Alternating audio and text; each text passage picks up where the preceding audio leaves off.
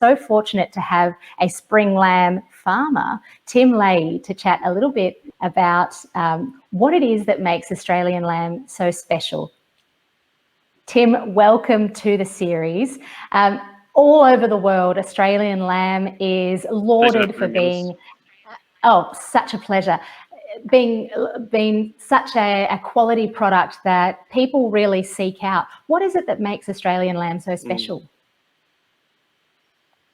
Look, I think the thing that makes Australian lamb so special is no doubt our climate and environment. You know, the production of lamb in this country is second to none in the sense that most lamb is free range. So most lamb comes from grass, and we're very lucky that across Australia we have different landscapes, but Australian lamb does exceptionally well in Australia. You know, it's a fantastic product, and it's a better product when it's grass fed. That's what makes Australian lamb so superior to other countries. Totally, and there are so many incredible lamb breeds about the place. Obviously, a lot of the viewers at home would have heard of Saltbush lamb. The Australian white is one that you're particularly interested in with Marlborough lamb. Talk to us about some of these kind of more special lamb breeds that we can look out for at the butcher. That's a good point, Alice. So I think for a long time, beef historically has been in categories. So Wagyu and Angus are very well known, and then there's a lot of subsidiary brands coming to the market, one of which is a Speckle Park brand that's coming to the market at the moment. And I think lamb traditionally has been clumped in one area. You know, it's been more of a commodity market, and breeds are now starting to come to the fore, and different breeds have different characteristics from a palatability and a culinary perspective, and the Australian white is one that has an exceptional low melting point of fat and a very delicate fine texture. So the Australian white is actually powering Marlborough lamb. So behind Marlborough lamb, the brand, the culinary brand of the Tattykill farming business is Marlborough, and it's powered by the Australian white, which is a haired sheep breed, which is very unusual for Australia. We normally, we built a lot of Australian farmers built their livelihoods off the back of a sheep's back, but we're like little cows, really. We're little mini haired sheep is the Australian white.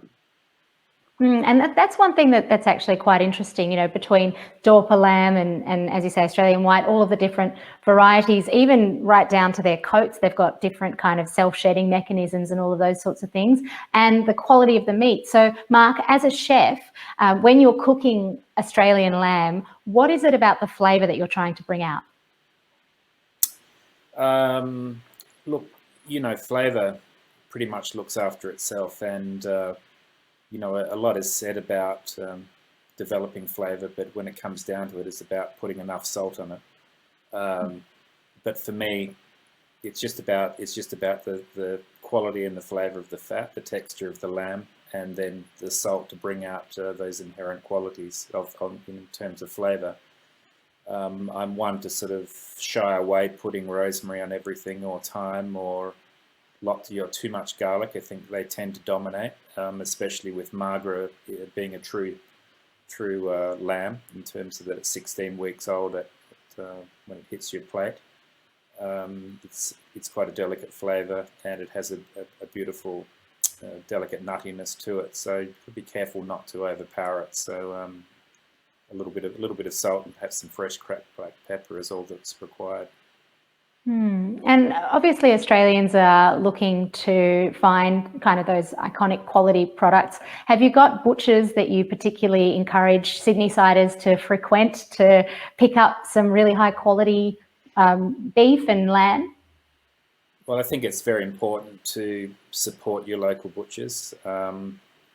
Stay away from the supermarkets and go to your local butchers on your high street and support them, because they certainly have a closer connection to the land than the supermarkets do. Our Marlborough is represented through Feather and Bone, who have their, I guess, an ethical standpoint, and butchers secondary almost.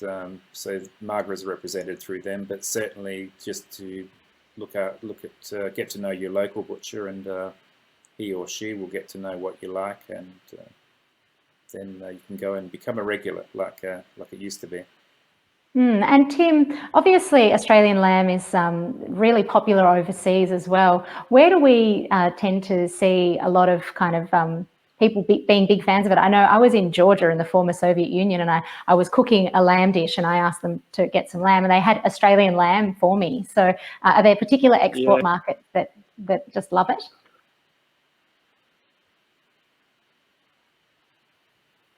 Probably the two biggest export markets we have at the moment are the US and China. So with the US, only 1% of Americans eat lamb, but wow.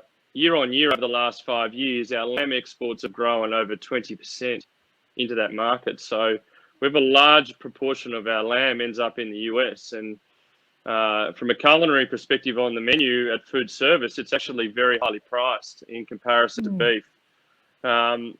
Australian lamb now with the EU relaxing, so New Zealand has inherently sent a lot of lamb to the UK. I think you'll see a lot of Australian lamb ending up in the UK as well, which is our Kiwi counterparts have had it over us for some time with their free trade agreements, and I think you'll find Australian lamb really starting to find a place in Europe.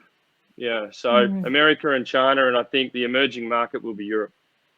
And one thing actually I think that lockdown has done for a lot of people, and but certainly home cooked consumers, is that they're finding product that would otherwise only be seen on restaurant menus, and they're being able to cook it at home. And secondary cuts, you know, we've got more time to cook, and lamb secondary cuts are fantastic. So things like lamb shanks, for example. Mark Best, do you have some favourite secondary cuts of lamb that you like to cook with? Yeah, shanks are probably the go-to and most accessible for people, but you might want to try the necks off the Magra. I think it's the primo cut. Necks are just incredible. So we saw them vertically down the middle, cook them on the bone, but with the fat cap on, and absolutely stunning. If you're into your Dorpers, you might want to go for their fat little tails. So again, that's a delicacy, probably in Georgia, in Russia, but maybe a bit risky for our consumer market, but it's all about education. We're getting them there. Yeah, and I suppose that's really why I'm so glad that you can be with us, Tim, because it is about connecting paddock to plate and connecting the farmer with the consumer. So is there something that you'd particularly like to leave us with as a message for consumers to kind of go away with and absorb and digest and think about next time that we're buying meat from the shops?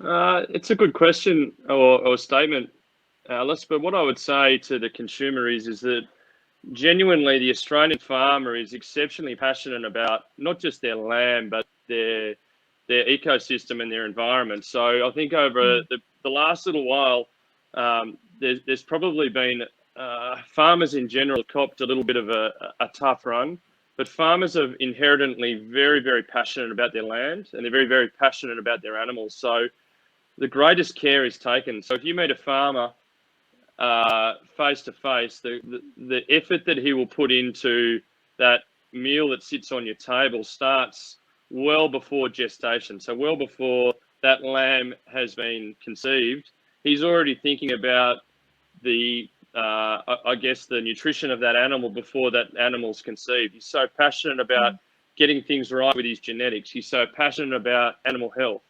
So there's art and science in getting that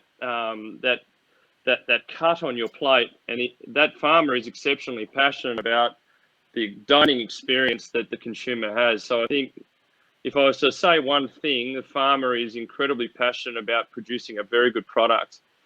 Would be what I would say. Yeah. And that passion is absolutely palpable from you, and we're so grateful for your time, Tim, for having this chat with us and giving us a bit of inspiration. Thank you so much.